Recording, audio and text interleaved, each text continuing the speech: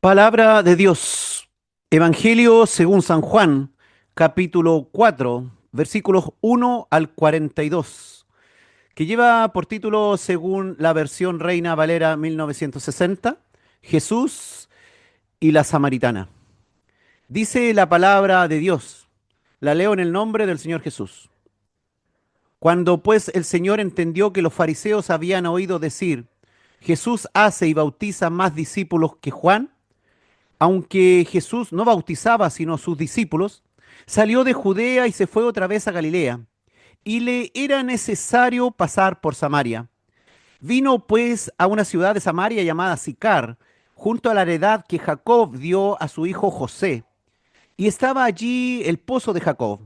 Entonces Jesús, cansado del camino, se sentó así junto al pozo. Era como la hora sexta. Vino una mujer de Samaria a sacar agua, y Jesús le dijo, dame de beber. Pues sus discípulos habían ido a la ciudad a comprar de comer. La mujer samaritana le dijo, ¿cómo tú, siendo judío, me pides a mí de beber, que soy mujer samaritana? Porque judíos y samaritanos no se tratan entre sí.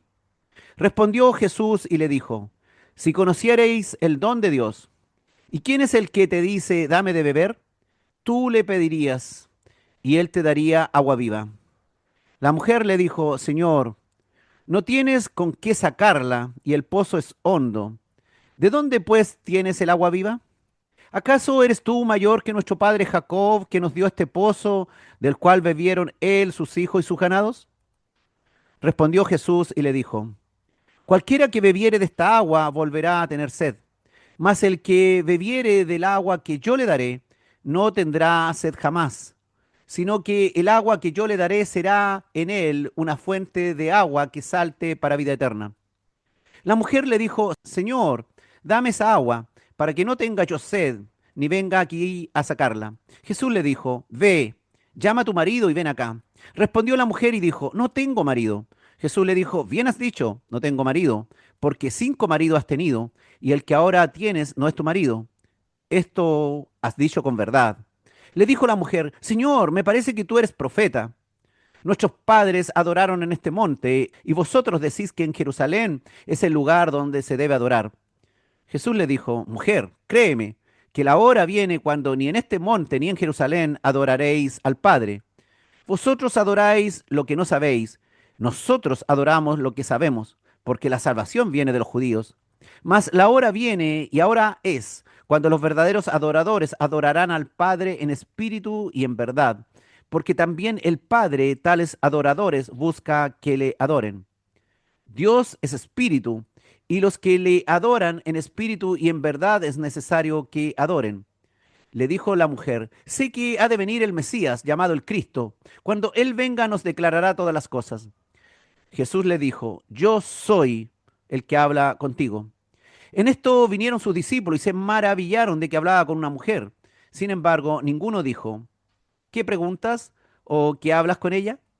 Entonces la mujer dejó su cántaro y fue a la ciudad y dijo a los hombres, venid, ved a un hombre que me ha dicho todo cuanto he hecho. ¿No será este el Cristo? Entonces salieron de la ciudad y vinieron a él. Entre tanto, los discípulos le rogaban, diciendo, Rabí, come. Él les dijo, yo tengo una comida que comer que vosotros no sabéis. Entonces los discípulos decían unos a otros, ¿le habrá traído alguien de comer? Jesús les dijo, mi comida es que haga la voluntad del que me envió y que acabe su obra. ¿No decís vosotros, aún faltan 4 meses para que llegue la siega? He aquí os digo, alzad vuestros ojos y mirad los campos, porque ya están blancos para la siega. Y el que siega recibe salario y recoge fruto para vida eterna, para que el que siembra goce juntamente con el que siega. Porque en esto es verdadero el dicho, uno es el que siembra y otro es el que ciega.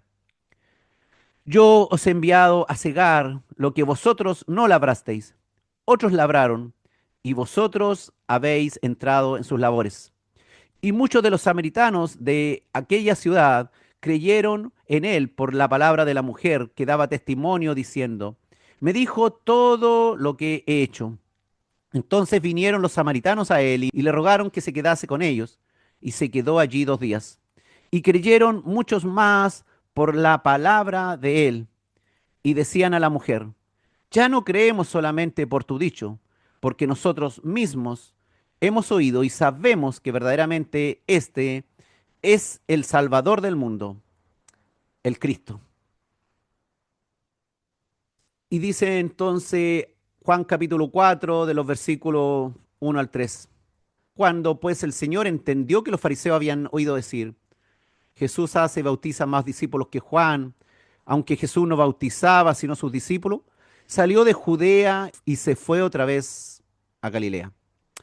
Habían empezado los comentarios de que Jesús se estaba haciendo más popular que Juan el Bautista. Y los líderes religiosos no querían definitivamente otro Bautista. Ya estaban hartos con el ministerio de Juan el Bautista. Recién comenzaba el ministerio del Señor Jesús y ya les molestaba. Ya había surgido la oposición en su contra, en especial por parte de los fariseos, los principales sacerdotes, que se oponían al bautismo de arrepentimiento de los judíos. Estaban tan molestos con el mensaje de Cristo que contradecía muchas de sus enseñanzas, que ya empezaron a hablar mal. Como Jesús apenas empezaba su ministerio, no era el momento de enfrentarse abiertamente a aquellos líderes fariseos, por lo que dejó Jerusalén y viajó al norte a la provincia de Galilea. El Señor no quiso enfrentarlo, no era el momento, había un plan mejor. El evangelista Juan deja claro que eran los discípulos del Señor los que bautizaban a los judíos y no el mismo Señor Jesucristo como insinuaba el capítulo 3 de Juan.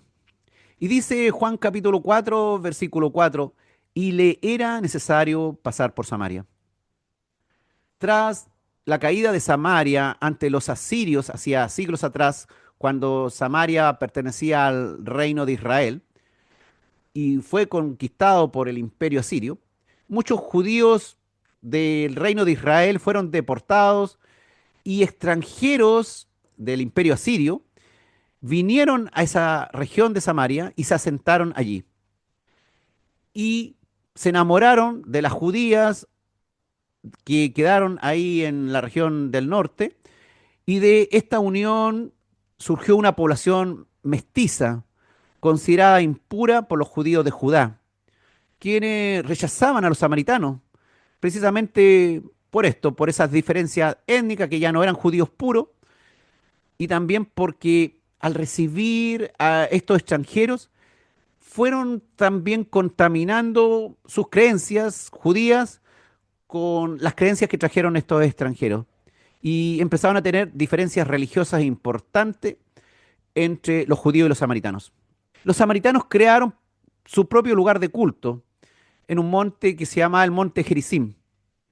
A diferencia de los otros judíos que evitaban pasar precisamente por la región de Samaria para no encontrarse ni toparse con los samaritanos, a los cuales odiaban, el Señor Jesús no tomó esa ruta larga para evitar Samaria, sino que tomó la ruta directa para ir a Galilea, pasando por Samaria. Con esto el Señor ignoró las costumbres judías, religiosas, de no contaminarse, de no tener contacto con los samaritanos, como promovían los fariseos y los principales sacerdotes. Es que hay dos formas de seguir este evangelio, de acuerdo a la forma que Dios establece o de acuerdo a las formas religiosas que los hombres van matizando y agregándole al evangelio. El camino del Señor, hermano, lo traza el mismo Señor. Eso incluirá recorrer terrenos que para el común de las personas puede ser extraño o para los religiosos puede ser inadecuado de acuerdo con sus costumbres, de acuerdo con sus normas religiosas. Pero el Señor, detrás de cada paso que da, tiene objetivos bien claros y sus caminos son mejores que los nuestros, aunque muchas veces no lo comprendamos. La decisión de transitar por Samaria respondió no solo a factores geográficos, sino también a un plan divino, perfecto. Y es probable que en nuestra vida también nos encontremos con situaciones así, que religiosamente debiéramos haber tomado otro camino. Pero si escuchamos la voz de Dios y estamos en la perfecta voluntad de Dios, Tal vez el camino que nos haga caminar el Señor va a ser un camino que a la vista de los otros religiosos o de nuestros hermanos parece inapropiado. Pero si nosotros estamos en la voluntad de Dios y permanecemos en el camino que Dios nos indica, aunque parezca inapropiado, alguna bendición finalmente vamos a obtener que va a impactar nuestra vida. Y dice Juan capítulo 4, versículo 5. Vino pues a una ciudad de Samaria llamada Sicar, junto a la heredad que Jacob dio a su hijo José.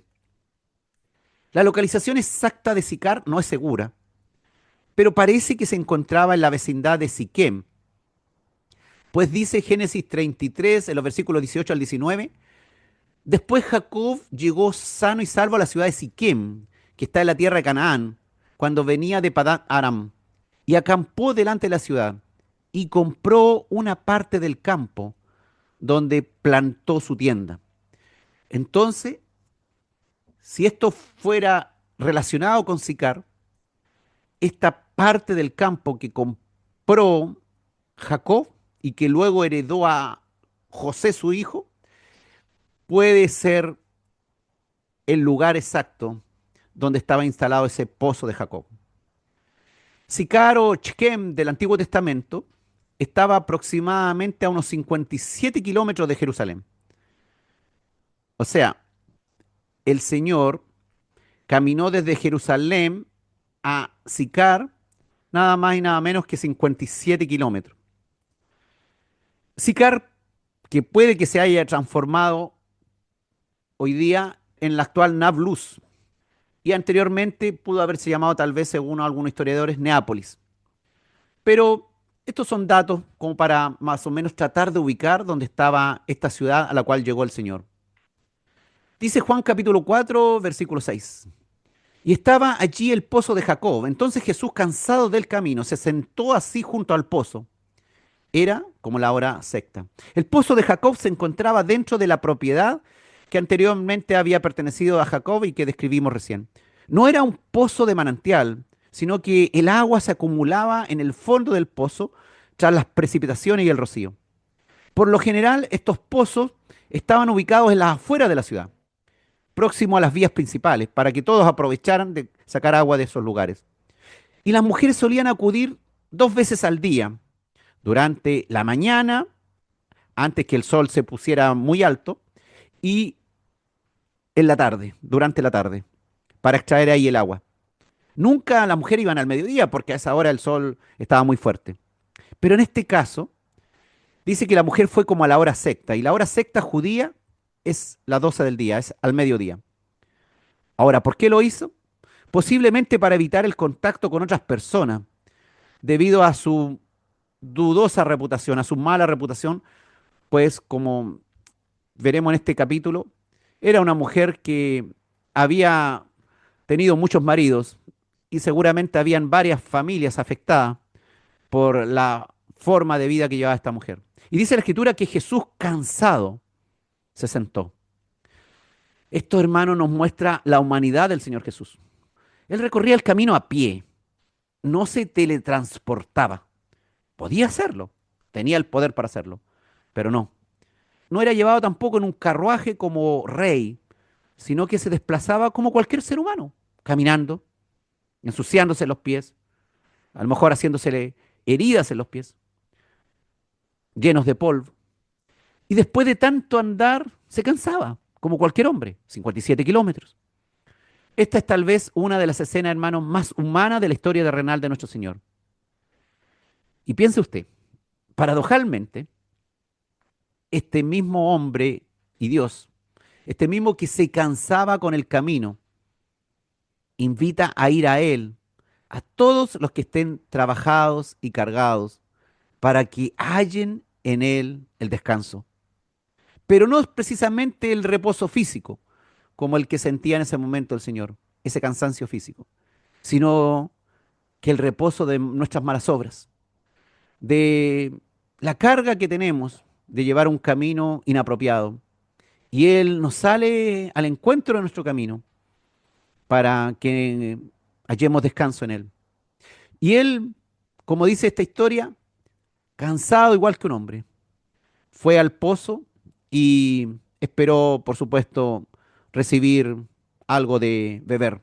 Y dice la escritura que vino una mujer de Samaria a sacar agua y Jesús le dijo, dame de beber. Era entonces el mediodía.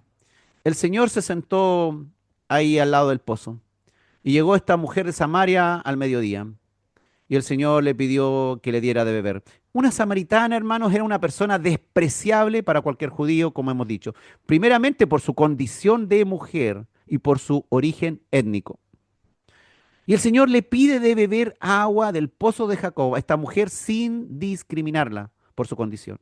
Hoy día tal vez muchos religiosos discriminarían, tal vez, discriminarían si entra a lo mejor una mujer con minifalda o con muy escasa ropa a su iglesia, o llena de tatuajes, o llena de piercing, o en una condición que se sale de la norma dentro de la iglesia. ¿Estábamos nosotros realmente dispuestos para ir a darle un abrazo y una bienvenida? Algunos solamente, lamentablemente, algunos. Fíjense que el calor del día y el cansancio del largo trecho recorrido a pie le había dado sed al Señor. Paradojalmente también, Jesús nos dice, si alguno tiene sed, venga a mí y beba. El mismo que nos puede dar de esa sed y puede saciar nuestra sed. Como hombre, tenía sed y quería beber esa agua natural que nos provee la naturaleza que él mismo creó. Y dice Juan capítulo 4, versículo 8, pues sus discípulos habían ido a la ciudad a comprar de comer. Aquí hay otro dato importante, hermano. Jesús no andaba haciendo milagros cada día. Él no multiplicaba el pan ni los peces todos los días. La comida la tenían que comprar en almacenes dispuestos en lugares a veces lejanos de donde ellos estaban y sus discípulos no eran teletransportados, sino que tenían también que recorrer el largo camino y llevar dinero y comprar como cualquier hombre, como cualquier ser humano. No por ser discípulos del Señor tenemos privilegios ultra especiales. Tenemos que llevar una vida como la de cualquier otro ser humano, obteniendo recursos económicos, trabajando, haciendo el trabajo cotidiano, ganando nuestro dinero, haciendo las compras como cualquier ser humano. Sufrimos también dolores, nos enfermamos, nos volvemos viejos, nos cansamos, nos pasan cosas malas y no vamos a estar al lado de un mago que nosotros oramos y que le pedimos algo y frotamos la lámpara de Aladino y nos aparece el genio y nos hace el milagro. Tal cual los discípulos del Señor tuvieron que ir a la ciudad a comprar de comer. A nosotros en la vida como creyente nos va a corresponder seguir haciendo las cosas normales que hacen todos los seres humanos.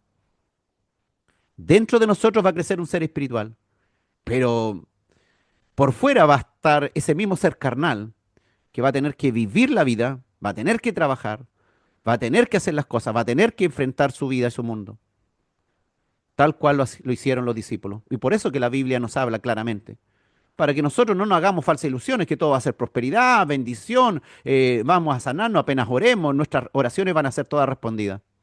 No, falso. No vamos a poder multiplicar el pan y si nos queda un pan en la casa, vamos a orar y milagrosamente van a aparecer 2 kilos de pan. Vamos a tener que trabajar o comprar el pan a tiempo para tener los panes necesarios para poder consumirlo. Y en todo ámbito de cosas. Eso es importante para que no nos desanimemos cuando estamos orando por algo, por alguna necesidad material o física o de salud. Y, y estamos viviéndola igual que el resto. A veces algunos se enojan y dicen, el Señor está enojado conmigo. O el Señor no me parece que no escucha mi oración. No, no, no. Si el Señor escuchó la oración, lo que pasa es que sigue siendo ser humano, sigue siendo discípulo como cualquiera. Y no tienes en muchas áreas privilegios especiales. Y si el Señor quiere darte un privilegio especial o un don especial, lo va a hacer. Pero no está dentro del contrato que por ser hijo de Dios vamos a multiplicar el pan, nos va a alcanzar el dinero para todo el mes y nos va a sobrar y vamos a vivir holgadamente. Muchas veces nos vamos a quedar sin trabajo. Muchas veces vamos a estar enfermos y vamos a orar y no va a pasar nada. No vamos a obtener la sanidad ni vamos a obtener el trabajo inmediatamente. Vamos a necesitar dinero y el dinero no va a aparecer mágicamente, porque vamos a tener que vivir el proceso como vive cualquiera. Y si hemos sido negligentes, ineficientes, ineficaces, vamos a tener que también vivir las consecuencias de nuestras malas acciones. Si no nos preparamos suficiente en las cosas cotidianas, vamos a tener que vivir las consecuencias de no habernos preparado en las cosas cotidianas. Y dice Juan capítulo 4, versículo 9, la mujer samaritana le dijo, ¿cómo tú siendo judío me pides a mí de beber? Que soy mujer samaritana, porque judío y samaritano no se tratan entre sí. Esta mujer era samaritana, miembro de la despreciada raza mixta, como te decía. Además tenía una mala reputación y estaba en un lugar público. Ningún judío respetable, ni menos un rabino, le hablaría a una mujer así. Así eran los fariseos de aquella época. Por eso la mujer, sabiendo su condición despreciable, le hace esta pregunta a este judío, que era el Señor Jesús. Ella estaba maravillada de que un judío le pidiera algo, porque normalmente no lo haría. Y el Señor Jesús sí lo hace. Él no hace acepción de personas. El Evangelio es para todos, sin importar raza, posición social ni pecados cometidos. No vas a excluir ni a los muy pobres ni a los muy ricos. A todos tienes que presentar el Evangelio. Porque algunos no tienen problema para no excluir a los muy pobres. Pero cuando ven a alguien muy rico no quieren hablarle del Evangelio porque ya empiezan con sus preconcepciones y dicen, no, pero ¿este qué lo va a necesitar? No sabemos. El Evangelio es para todo. El Señor no hace acepción de personas. Sus discípulos debemos estar preparados para imitarle y extender su reino en todo tiempo, en cualquier lugar, a cualquier persona. Él, hermano, nos enseña a romper con tradiciones, con costumbres vanas. Él hace contacto con cualquiera que pueda recibir su mensaje. Y quienes lo seguimos no podemos hacer menos que eso. Y Juan en este versículo inserta esta nota explicativa sobre la hostilidad entre judío y samaritano. Es esta hostilidad también que repetidamente habla la Escritura. Es esta antipatía nacional que dio, por ejemplo, motivo a la parábola del buen samaritano que contó el Señor. O la historia de la gratitud de ese leproso samaritano, de ese único de los 10 que volvió a darle gracias al Señor y que era samaritano. Pero los otros judíos no volvieron, porque el Señor quiere hacer énfasis, que aún los que nos parecen despreciables, ellos nos darán mejor ejemplo que los que se creen que tienen derechos o que se creen regalones de Dios. Y Juan capítulo 4, versículo 10. Dice, respondió Jesús y le dijo, si conocieras el don de Dios y quién es el que te dice, dame de beber, tú le pedirías y él te daría agua viva. La Biblia en lenguaje sencillo lo dice de otra manera, que el Señor le dijo, tú no sabes lo que Dios quiere darte y tampoco sabes quién soy yo. Si lo supieras, tú me pedirías agua y yo te daría el agua que da vida. Y tenía toda la razón. Dios en persona, el Cristo estaba frente a ella. Y esta mujer samaritana ni lo sospechaba. Jesús, hermano, habló del agua viva para referirse precisamente a una satisfacción espiritual eterna que Él le podía proveer a ella y a cualquiera de nosotros por pura gracia. El no tener nunca más sed, hermano, nos habla de una satisfacción que nunca acaba cuando se permanece en Jesús, pero debemos permanecer en Él. En el Antiguo Testamento, el tener sed de Dios habitualmente se asocia con agua. También se llama a Dios manantial de vida. Manantial usted sabe que es algo que está hablando de agua. Y a Dios se le llama el manantial de vida. Por lo tanto, el Señor Jesús al ofrecer agua viva, afirmaba ser el Mesías, el mismo Dios llegado a la tierra, capaz de satisfacer plenamente al ser humano. Y le dice, si conocieses el don, ¿qué quería decirle a la mujer samaritana? En el fondo, en mí solo ves a uno que te pide agua, pero si tú supieses quién es el que te pide y el regalo que te puede dar, el regalo que Dios también está dando a los hombres y que lo sigue dando hoy en día, tú estarías pidiendo el agua viva y que Si lo pides, te será dado. ¿Cuántos hoy día desprecian estar en un momento con el Señor y prefieren otra cosa? Prefieren estar vagando en las redes sociales, perdiendo el tiempo entretenidos y no quieren beber del agua del Señor. Prefieren tomar otro tipo de agua. Pero gloria a Dios, porque el Señor nos ha abierto los ojos y nos ha dado la oportunidad de conocer esta verdad y darnos cuenta que cuando vamos a Él, Él nos puede dar algo increíble que no podemos encontrar en ningún otro lado. Nadie nos puede dar agua viva que fluya hacia vida eterna, solo Jesús. Dice Juan capítulo 4, versículo 11. La mujer le dijo, Señor, no tienes con qué sacarla y el pozo es hondo. ¿De dónde pues tienes el agua viva? Ella aún sin entender lo del agua viva, piensa en que el Señor le ofrece dar agua del pozo, sacar un agua viva del pozo. Pero ella ve que aquel sediento no tenía con qué sacarla. Lógico, el Señor no le estaba hablando de sacar agua de aquel pozo. Y luego dice, le hace la otra pregunta al Señor, ahí en Juan 4:12. ¿Acaso eres tú mayor que nuestro padre Jacob, que nos dio este pozo, del cual bebieron él, sus hijos y sus ganados? Le pregunta esto la samaritana. Se le está poniendo la conversación media extraña. ¿Jesús era mayor que Jacob, acaso? El dueño de aquel pozo había sido el gran padre Jacob y también había dado de beber a sus hijos, los judíos, y también a los samaritanos y a sus ganados, y cuyas aguas sacadas de aquel pozo había servido, como te decía, para los descendientes de Jacob, incluso para sus animales.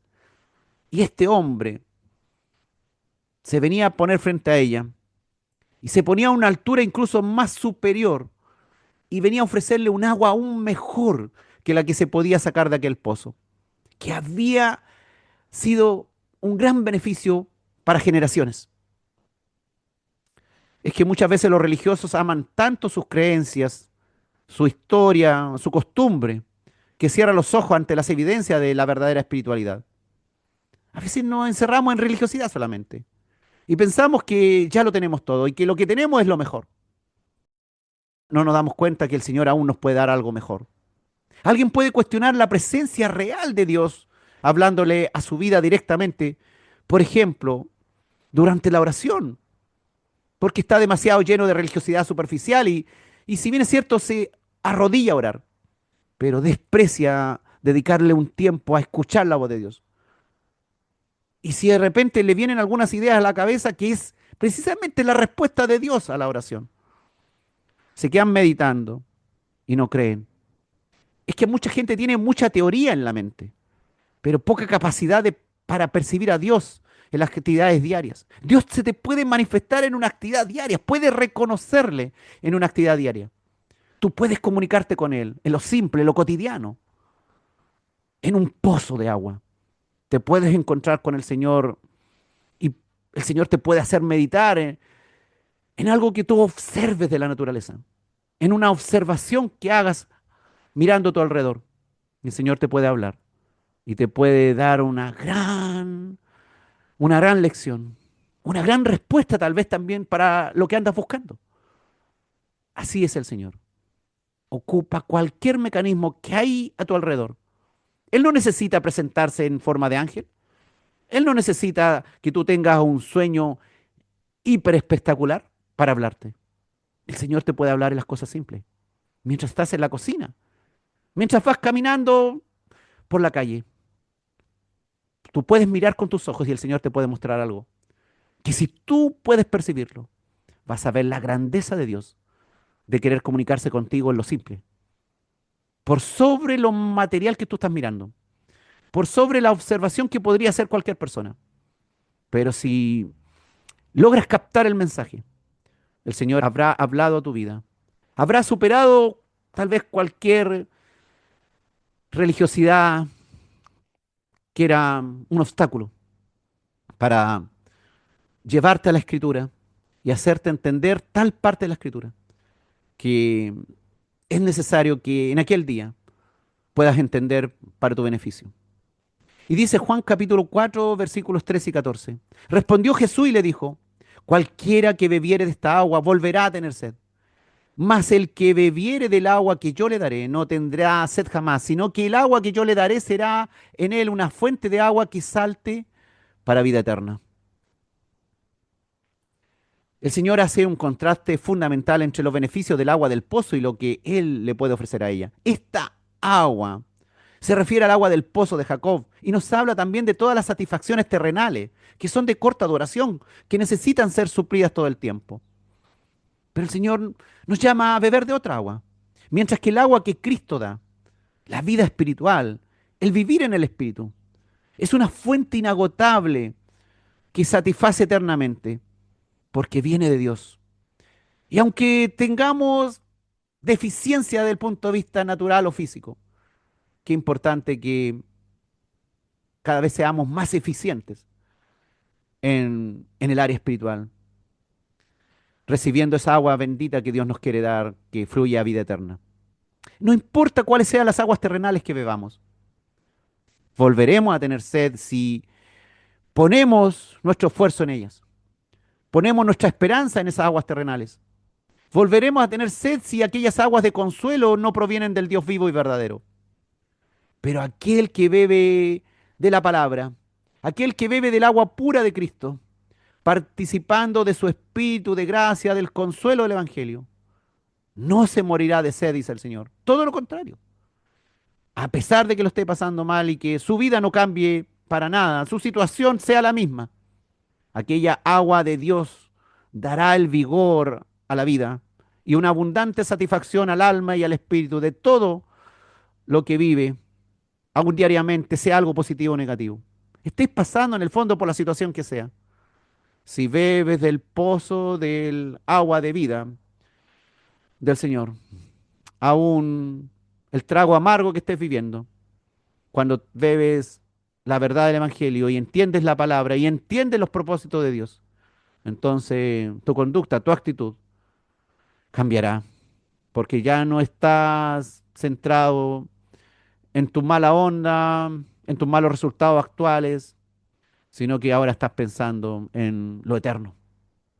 Y dice Juan capítulo 4, versículo 15, la mujer le dijo, Señor, dame esa agua para que no tenga yo sed ni venga aquí a sacarla. La mujer samaritana entiende en parte las palabras del Señor y entonces cambia de actitud. Ahora es ella la que tiene sed de esa agua especial y está pidiéndole al Señor beber de esa agua. Dame, dijo ella, esperanzada de alcanzar ese reposo corporal, no espiritual, un reposo corporal. No para que tuviera la vida eterna propuesta por Cristo, sino ¿para qué? Para descansar del trabajo físico y laborioso de ir a buscar agua cada día a ese pozo al mediodía para evitar a las otras mujeres. La mujer pensó que el agua ofrecida por Jesús le evitaría ir al pozo, buscando tal vez una vida más fácil, como muchos cristianos, muchos discípulos quieren, quieren así, llegan al Evangelio esperando que todo se le haga más fácil, que el Señor le arregle todo el panorama. Sin embargo, el mensaje de Cristo no elimina el trabajo humano ni los problemas, sino transforma el ser interior, da fuerza para afrontarlo según la perspectiva divina. Pero ahí tenemos los mismos cocodrilos cerca de nosotros, las mismas situaciones negativas cerca de nosotros, las mismas dificultades, el mismo camino largo que tenemos que recorrer en la vida. La mujer, hermano, no comprendió de inmediato lo que Jesús decía. Entender la palabra de Dios requiere tiempo. Predicar el Evangelio no siempre da resultados rápidos. Es importante dar espacio y tiempo para que los que escuchan, para que aquellos logren comprender bien de qué se trata. Muchas veces hablaremos cosas súper espirituales, pero no entenderán, o entenderán lo que quieran entender.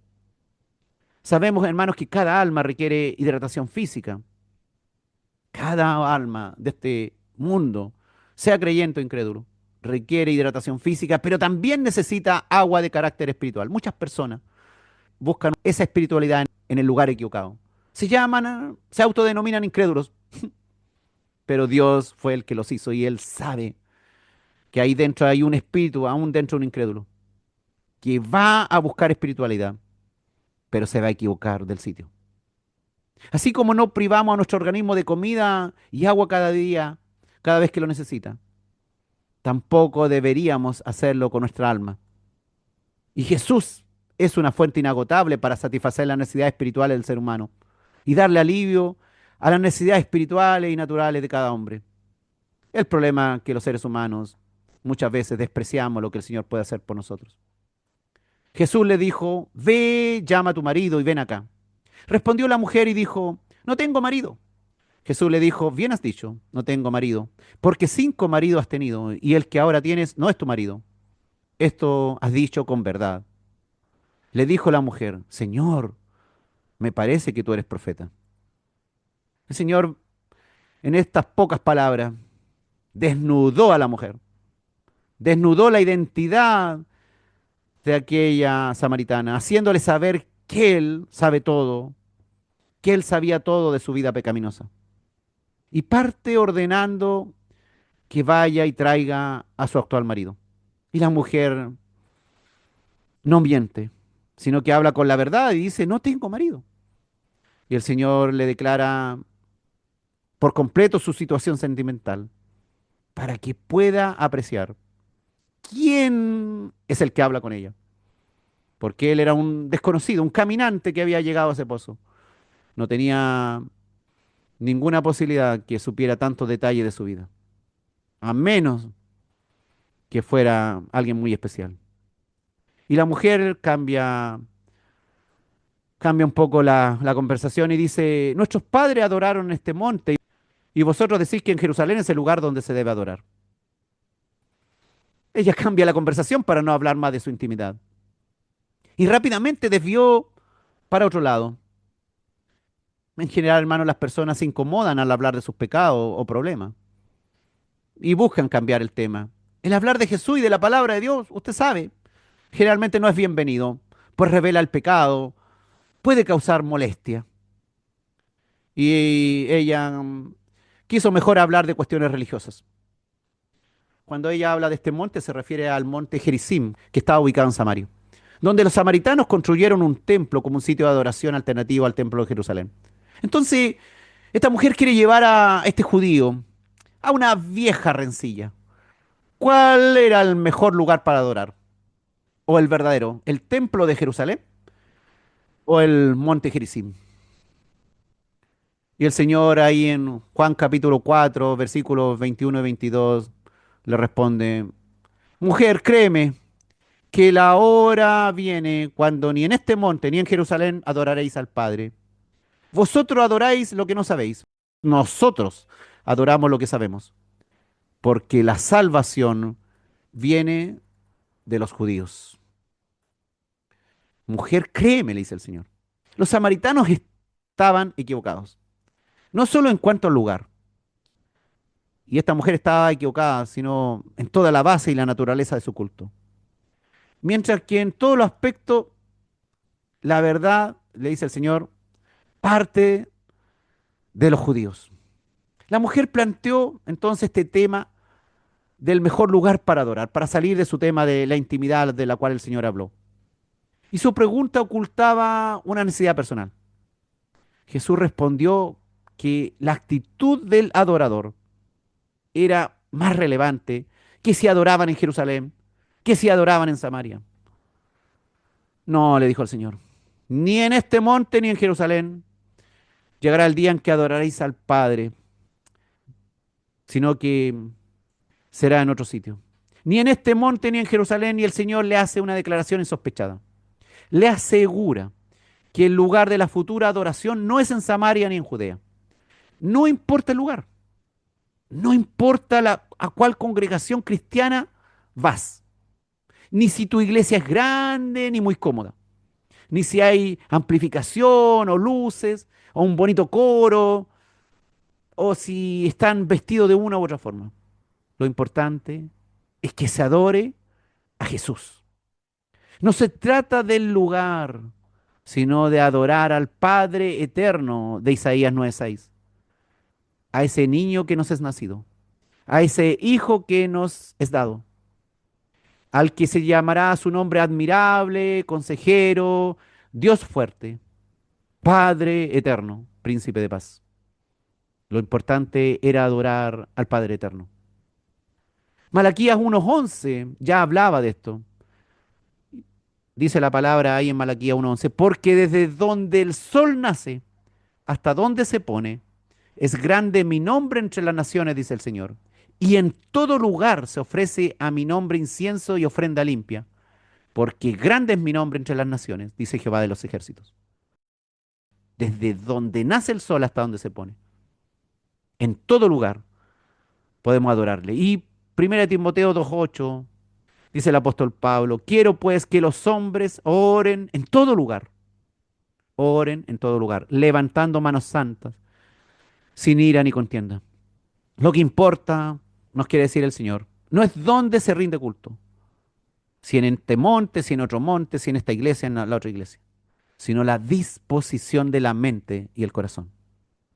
Cuando Jesús dijo la salvación viene de los judíos, significaba que solo por medio del Mesías, un judío, el mundo hallaría salvación.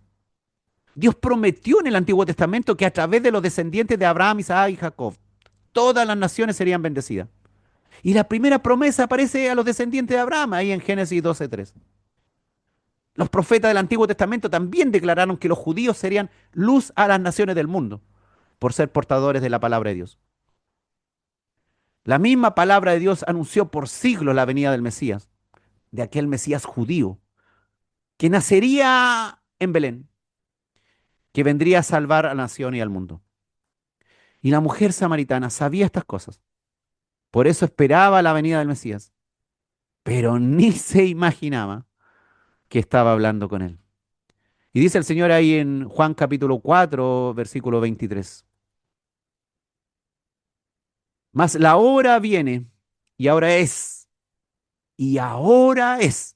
cuando los verdaderos adoradores adorarán al Padre en espíritu y en verdad, porque también el Padre tales adoradores busca que le adoren. La hora viene y ahora es, le dijo el Señor. Jesús quiso en aquel momento que ella recibiera la verdad de lo que era adorar, tal cual como ella planteó el tema de la adoración. La verdadera adoración es espiritual.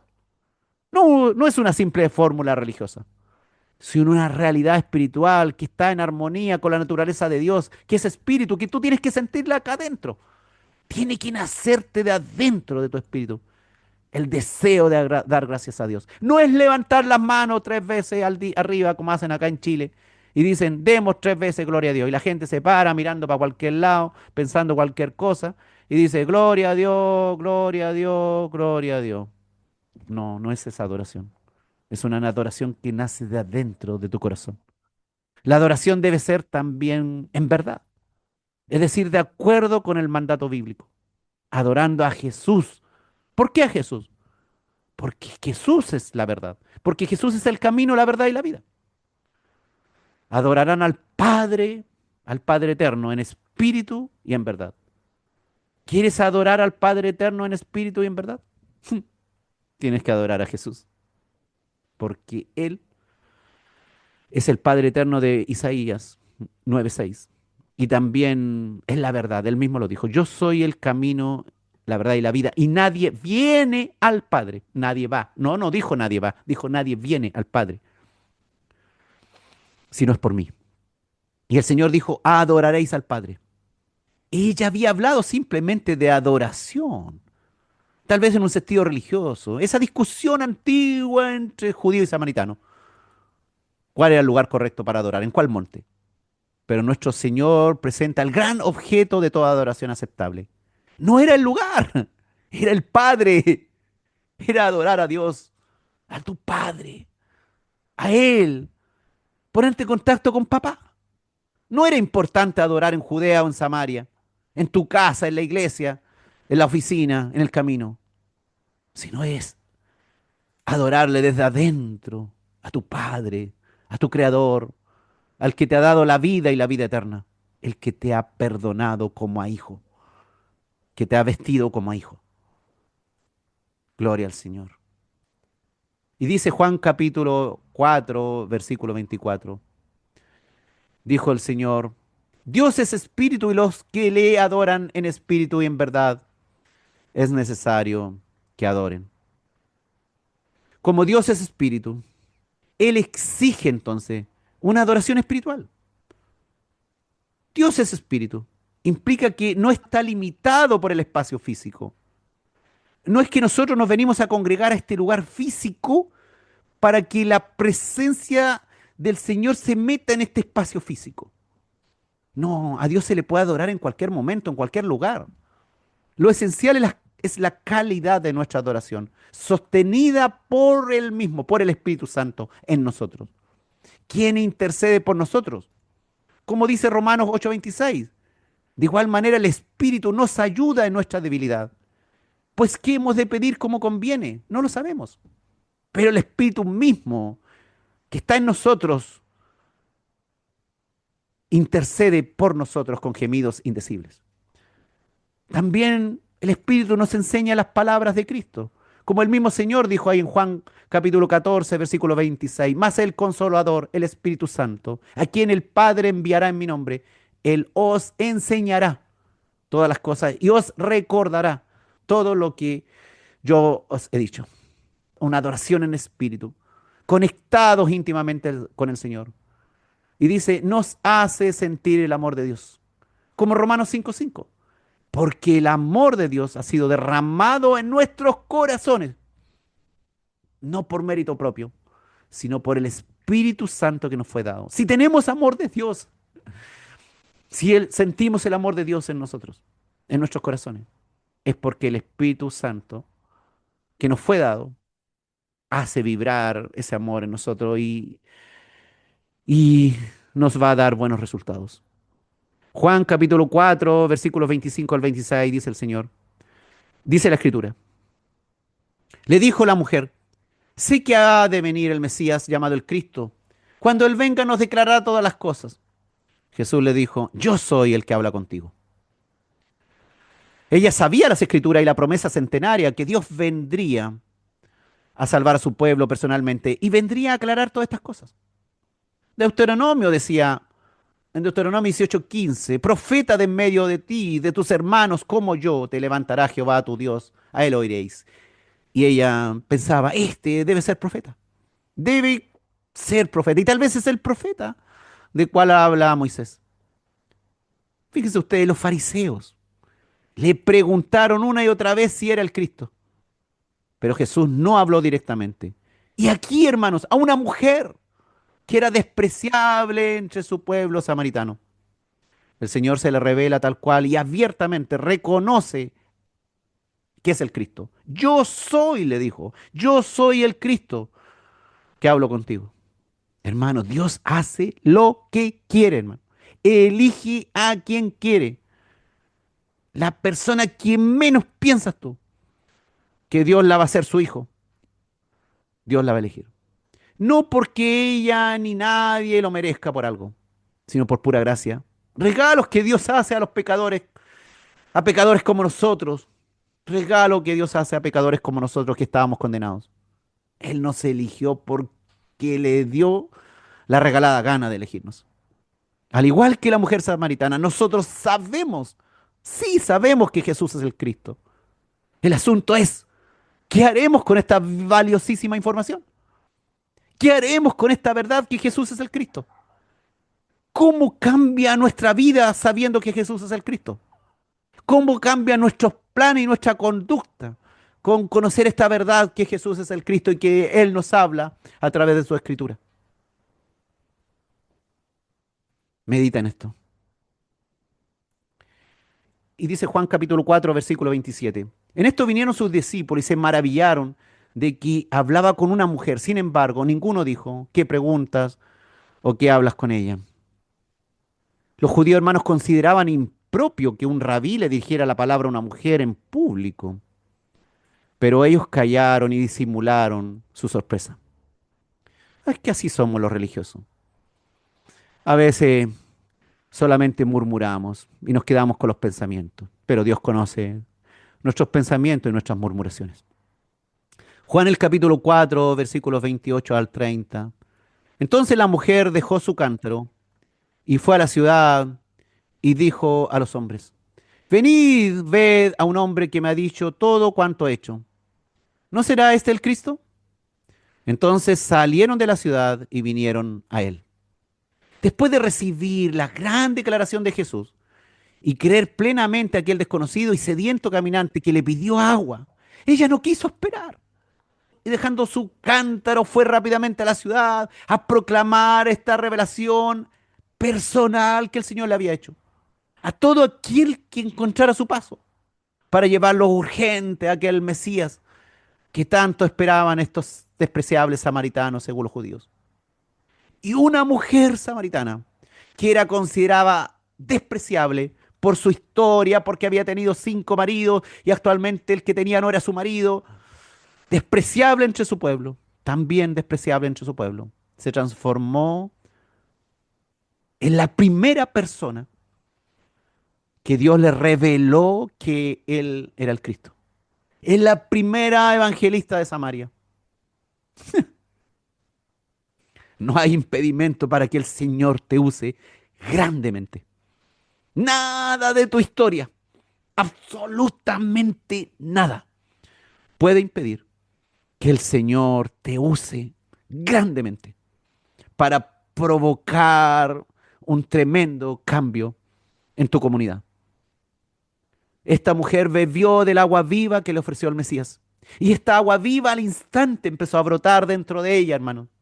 Ella se olvidó de todo, de sus tareas domésticas, de la mala reputación que tenía. Dejó abandonado el motivo de su viaje al pozo, porque allí en el pozo de Jacob encontró un agua mejor.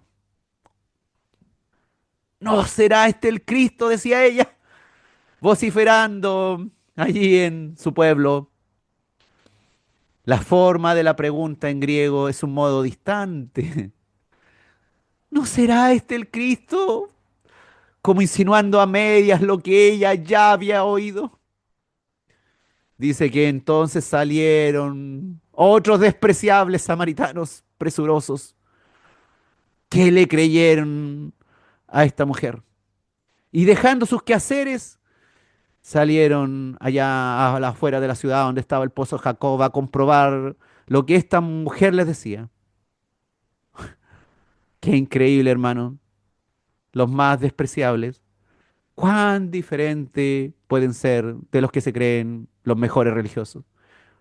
Los judíos escucharon a Jesús y no salieron presurosos a ir a verle, pero estos despreciables samaritanos corrieron a verle. Juan capítulo 4, versículos 31 y 32, dice la escritura: entre tanto los discípulos le rogaban diciendo: Rabí, come. Él les dijo: yo tengo una comida que comer que vosotros no sabéis. Entre tanto, mientras estaba lejos la mujer allí predicando en su pueblo, los discípulos, sin entender el gran suceso y preocupados por su rabí, le sugieren que coma de lo que ellos le habían traído del pueblo, lo que ellos habían comprado. Aquí, hermano, hay otra escena que muestra lo humano que era el Señor. Sus discípulos viendo su condición y que probablemente hacía muchas horas no había comido. Era un hombre cualquiera que se debilitaba. Se daban cuenta que como cualquier hambriento necesitaba comer. Ese es el Dios que nos comprende, hermano. El mismo que siente hambre, que se cansa en el camino, que se cansó en el camino, que sintió sed. Es el mismo que puede entender lo más profundo que puedas sentir, tus necesidades más básicas. El hombre muchas veces, hermano, no entiende los procesos espirituales tremendos que un hermano cercano está viviendo.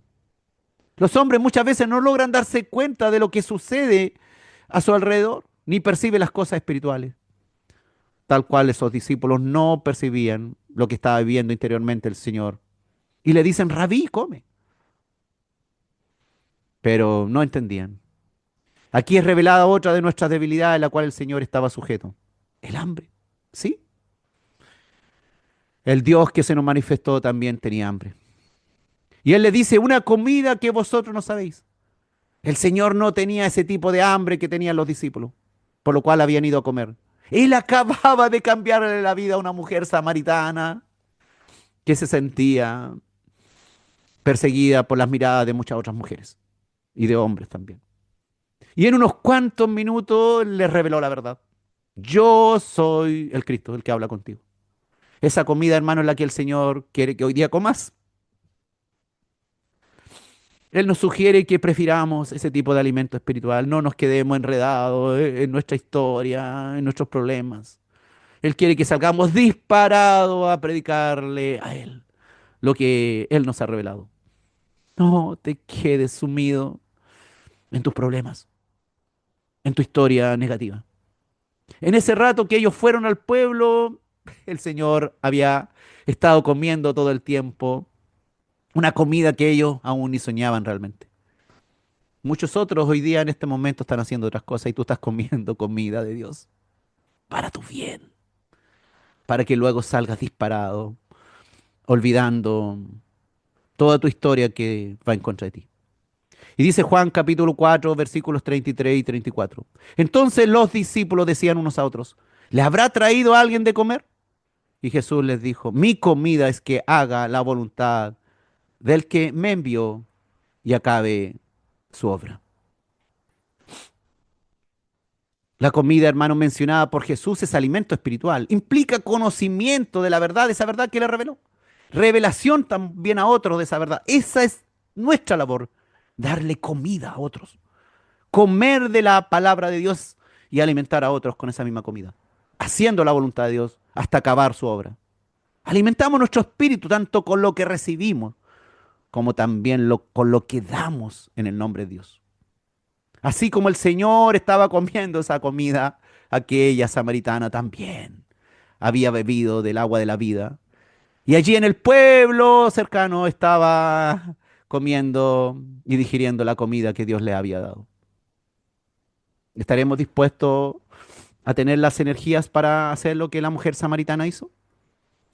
Olvidar nuestro pasado y salir en pos de lo que el Señor quiere. Jesús mostró que su hambre espiritual era más importante que sus necesidades físicas, hallando la plenitud en esa comunión especial con el Padre en hacer su voluntad. Las cosas materiales, hermanos, pueden alimentarnos, claro que sí, es necesario, pero pueden alimentar nuestro ego falsamente. Solo la comida de Dios, solo la palabra de Dios, lo espiritual nos fortalece y satisface el espíritu y nos hace correr en pos de Dios. El Señor Jesús había comido grandemente al mediodía, había ganado una mujer para su obra, que ahora no callaría. Y por medio de ella iba a ganar más. Y tal vez echar los cimientos de una grande obra en esta provincia de Samaria. Y esto al Señor fue comida en aquel mediodía.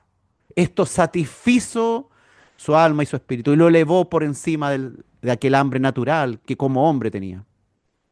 Como le dijo el Señor al diablo, no solo de pan vivirá el hombre, sino de toda palabra que sale de la boca de Dios. ¿Podrá faltar el pan en nuestra casa? Triste cuando falta el pan en nuestra casa, pero más triste cuando falta el pan de vida. Y Juan capítulo 4, versículo 35, dijo el Señor, ¿no decís vosotros aún faltan 4 meses para que llegue la siega? Y aquí os digo, alzad vuestros ojos y mirad los campos, porque ya están blancos para la siega. A veces las personas, hermanos, evitan compartir su fe porque creen que sus conocidos no están preparados. Jesús enseña, hermanos, que siempre habrá oportunidades para hablar de la palabra de Dios. Basta con mirar alrededor para encontrar quienes quieren escuchar. Aún, hermano, hay 4 meses, le dijo el Señor, hasta que llegue la siega. Probablemente este era un proverbio judío que aconsejaba no darse prisa a la hora de cumplir una tarea, sino hacerla bien. Ojalá que pudiéramos alzar nuestros ojos y mirar los muchos campos que hay acá en nuestro país, en nuestra comunidad, en nuestro barrio, alrededor nuestro, a unas pocas horas de nosotros, unos par de kilómetros, a unos par de metros, podamos alzar que muchos campos hay en nuestro país y en el extranjero, que están listos para la siega, para hacer el trabajo que Dios nos ha encomendado. Y por las redes, sí, por internet, podemos llegar a esos campos lejanos. Y Juan capítulo 4, versículo 36, dijo el Señor, y el que ciega recibe salario y recoge fruto para vida eterna, para que el que siembra goce juntamente con el que ciega. Tanto el sembrador como el segador pueden hacer un trabajo en equipo en donde ambos sean beneficiados, dice la palabra. El Señor asegura que ambos se gozarán en el día de la cosecha final. A los siervos de Cristo es encargada la grata tarea de participar en este proceso de siembra y cosecha espiritual. El Salmo 126, 5 y 6 dice, los que sembraron con lágrimas, con regocijo segarán. Irá andando y llorando el que lleva la preciosa semilla, mas volverá a venir con regocijo, trayendo sus gavillas. Qué aliento, hermano, hay aquí para aquellos pescadores de hombres como nosotros, que hemos trabajado día o noche, o toda la noche o todo el día, para servirle al Señor. Y a los ojos de los incrédulos, de nada nos ha servido. Pero el Señor sabe que sí. Los que sembraron con lágrimas, con regocijo segarán. Mas volverá a venir con regocijo, trayendo sus gavillas. Aquel que en otro tiempo fue andando y llorando, llevando la preciosa semilla. Y Juan capítulo 4, versículos 37 al 38 dice el Señor, porque en esto es verdadero el dicho. Uno es el que siembra y otro es el que ciega. Yo os he enviado a cegar lo que vosotros no labrasteis. Otros labraron y vosotros habéis entrado en sus labores. Los judíos por siglos, hermano, por siglos tuvieron la palabra en sus manos y la cuidaron celosamente. Mas llegado el tiempo, otro pueblo ajeno vino a ser partícipe de la gran siembra y cosecha. Hermanos, que la recompensa que ofrece Jesús incluye la satisfacción de servirle, de ver cómo más personas se suman a la fe. Tú tienes que satisfacerte en servirle a Dios. El Evangelio, tanto el que siembra como el que recoge, comparten el fruto. Nuevos creyentes en el reino de Dios. Ese es nuestro objetivo, hermano. La expresión otros labraron posiblemente alude a todos los que vivieron antes de Cristo, hasta Juan el Bautista, quien finalmente fue el que preparó el camino para la venida de Cristo. Y luego vinieron los discípulos, los apóstoles y todos nosotros. El Señor dice, yo os he enviado. Y el yo es un yo enfático. El Señor de toda la cosecha nos está enviando. Jesús dice, yo os he enviado. Señala un mandato previo, hermano. Lo que vosotros no labrasteis. ¿Qué significa eso? Los mismos despreciados samaritanos recibieron los beneficios de un trabajo en el cual prácticamente no participaron. Nuestra generación actual también disfruta del trabajo anónimo de miles de misioneros y hermanos que vivieron antes que nosotros, que predicaron la palabra cientos de veces para ganar a unos cuantos para el Señor.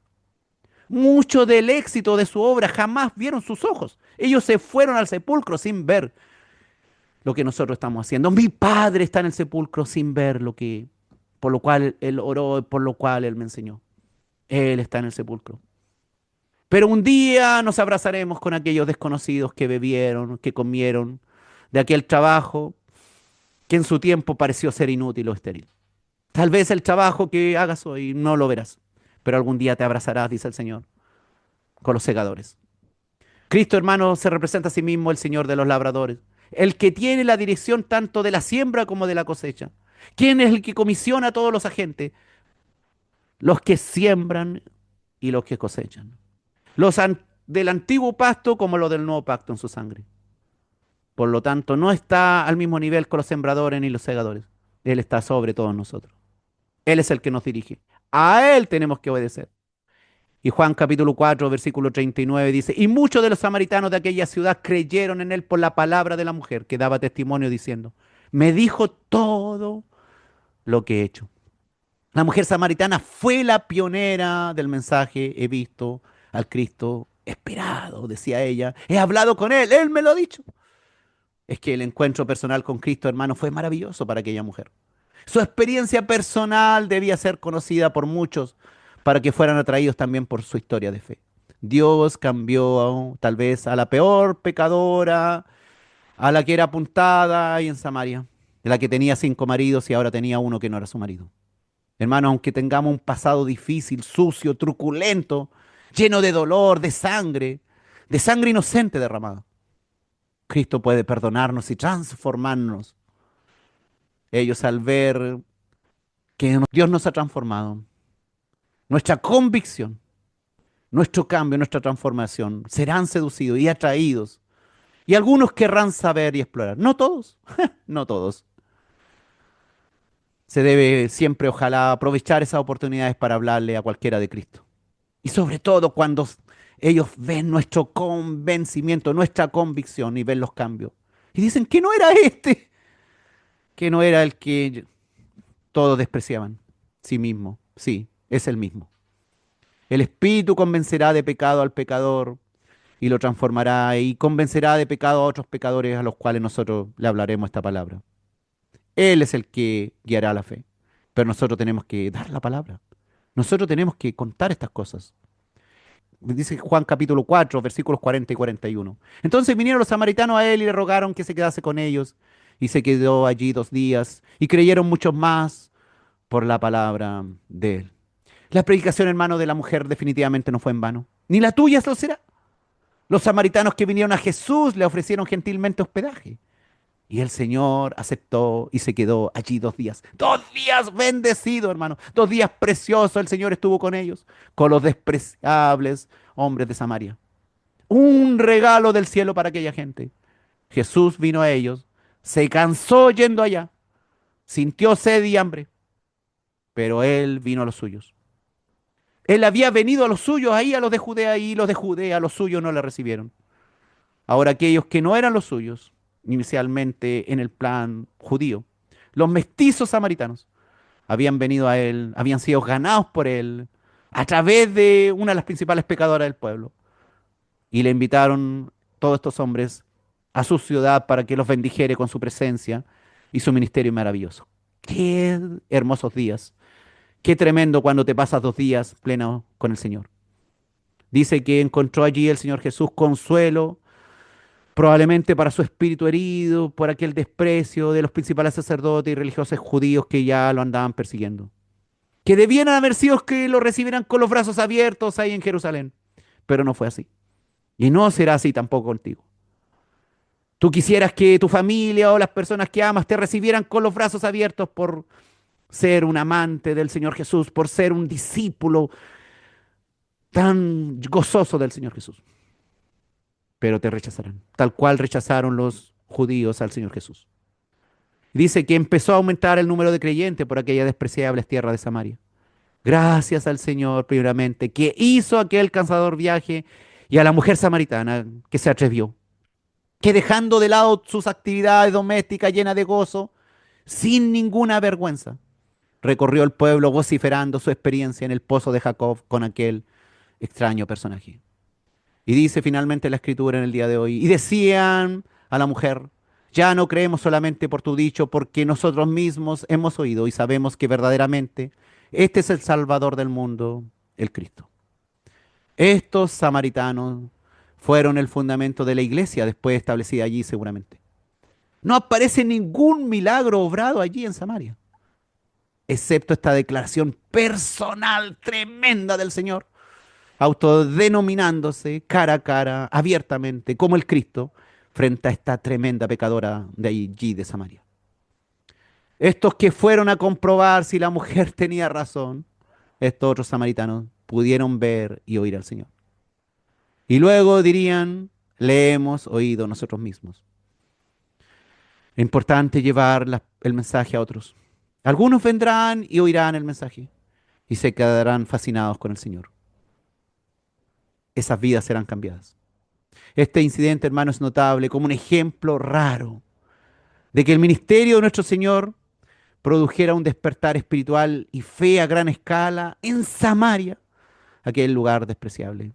Pero sabemos que en nuestros días, muchos lugares despreciables como Samaria, muchas mujeres despreciables como los samaritanos, muchos hombres despreciables como aquellos hombres samaritanos que fueron a ver, han sido transformados por el mensaje de Dios. Si tan solo pudiéramos entender que Dios nos ama, que libremente Él nos ha elegido, que no le ha importado el lugar donde vivimos, no le ha importado nuestra historia, nuestro pasado, no le ha importado lo que otros piensan de nosotros, no le ha importado lo que otros hablan de nosotros, solamente ha mirado nuestro corazón y ha querido salvarnos. Gloria, gloria a Dios. Señor, gracias por tu amor, por acordarte de nosotros, por hacer el esfuerzo de venir desde el cielo y caminar entre nosotros, padeciendo de hambre, de frío, de sed, sufriendo el oprobio, el rechazo, las burlas de los hombres. Gracias, Señor, por haber olvidado, haber borrado nuestros pecados, por haber considerado nuestro nombre, habernos elegido para llevar este mensaje. Señor, fortalécenos. Ayúdanos a perdonarnos a nosotros mismos de nuestra maldad. Ayúdanos a que entendamos que tú nos has perdonado y que lo único que quieres es que te sirvamos, que caminemos por diferentes lugares predicando a otros, diciéndoles, no importa tu pasado, no importa el lugar donde vives, Dios te ha visto, Dios ha querido estar contigo, Dios ha querido manifestarse a ti, decirte la verdad que Él es el Cristo, que Él es con nosotros. Gracias, Padre, por tu gran amor, tu misericordia, tu salvación, tu perdón, porque has confiado en nosotros tan valiosa verdad para que la prediquemos en cualquier lugar. En el nombre bendito del Señor Jesús. Amén.